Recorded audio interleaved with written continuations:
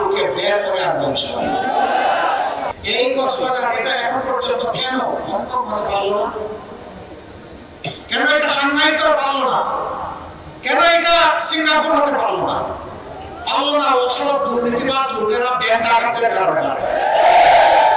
ওরা জনগণ নিয়ে চিন্তা করে না। তারও দরদের নিজেই পড়ে আছে বাংলাদেশে, সব 14 গোষ্ঠী পাঠায় দিয়েছে বিদেশে।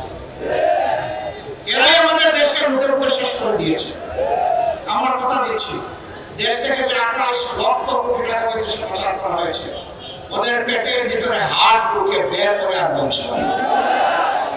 এবং সেই টাকা রাষ্ট্রের কোষাগারে জমা হবে, জনগণের উন্নয়নে ইনসাফ ভিত্তিক সেটা বের করা হবে। কোনো মামা খালু, কোনো প্রেসিডেন্ট, প্রধানমন্ত্রী, মন্ত্রীর মুখ দেখা হবে না।